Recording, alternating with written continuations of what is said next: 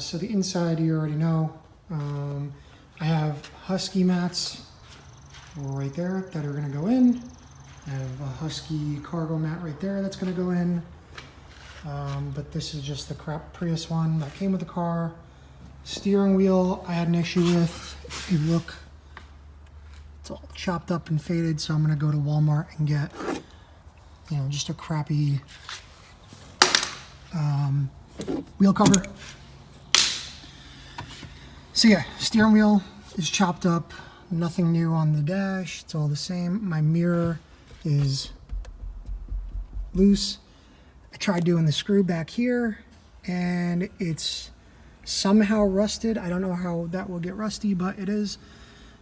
So this is the next thing I'm working on, kind of a concept. So everybody has Torque, the Torque app on their Androids, and I'm not an Android person, I'm an iPhone person.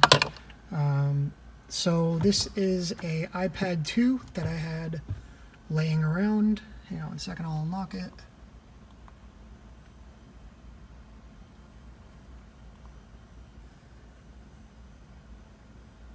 Okay, so what I have is, this is called OBDFusion. I don't know how to get that glare out. We'll try this. This is OBDFusion. I think it was the same price as Torque. I think it's $8.99. I'm going to do a whole nother video just on this and how I use it. But I have this set up with my Carista OBD2 adapter. So this feeds everything. There you go. It's everything I have for the car. So I can't turn the car on because battery's out. But I have all of my battery blocks here. Same as you would on Torque. I have my miles per gallon, my distance to empty, fuel remaining, my auxiliary battery, the hybrid battery fan speed. This doesn't work. I thought this would take the place of like Dr. Prius and tell me the battery life. My delta state of charge, which is the difference between all of these, you know, between the highest and lowest basically. The charge, and then I have my battery temperatures. This was just a test to see what the difference is between this and this. So that's kind of that. It's held on by 3M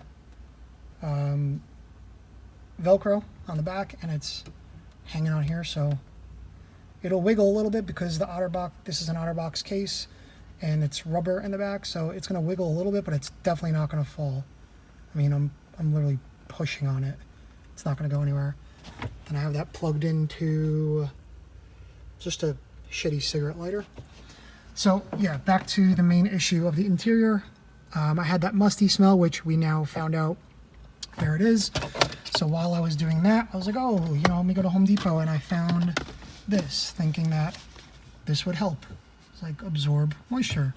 And you can see it's absorbing a little bit.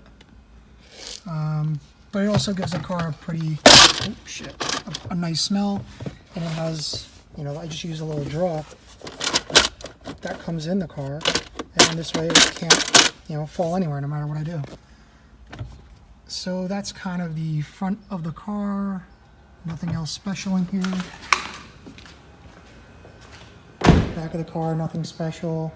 I changed the carpet out, which you already know. I showed you how to do that. This was a test. There was a rust spot right here. So I initially tried this stuff because I read online that this stuff is the way to go. This is terrible. You can't do self-etching and then do primer over them. I'm sorry, you can't do self-etching and then paint over self-etching. So I kind of screwed myself with this. Luckily, I have lacquer thinner, pulled that right off, and then I went to this stuff, which I thought I had.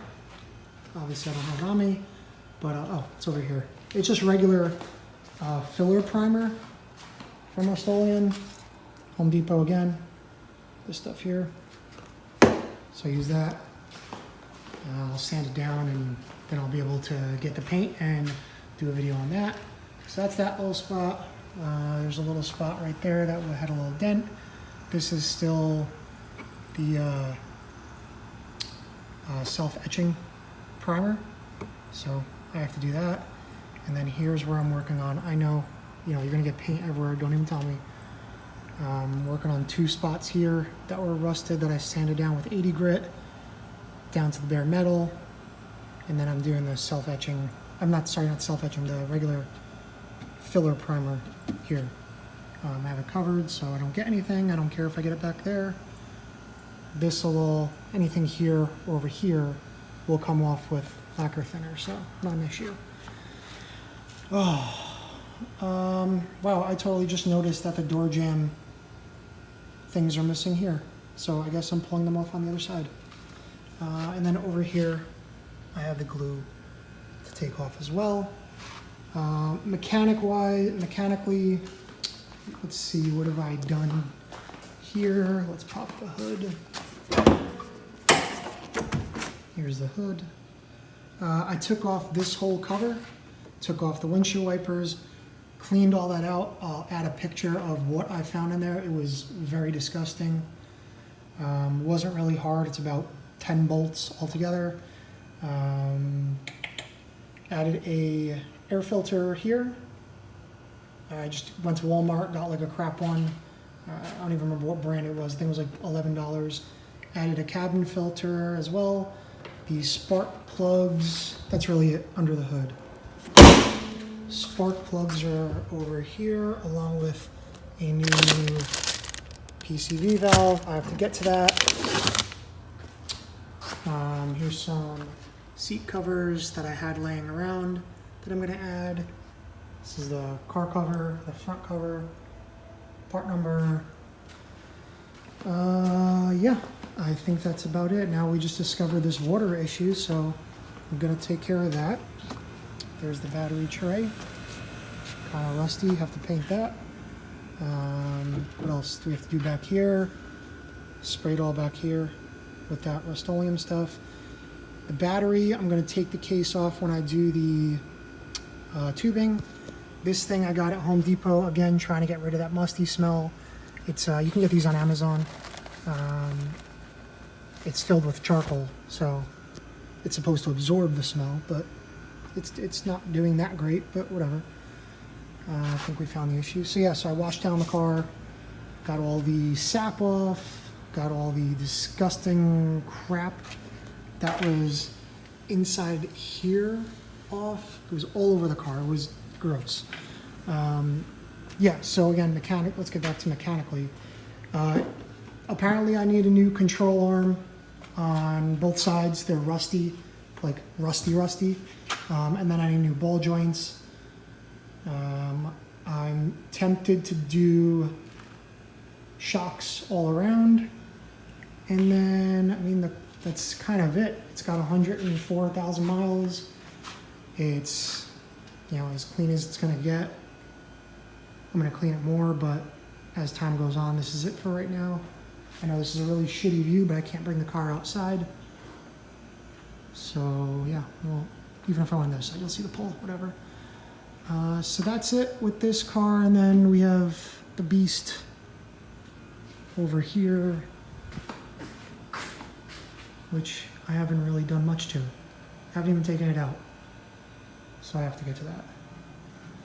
But yeah, so that's it. That's an update on CheapOPrius.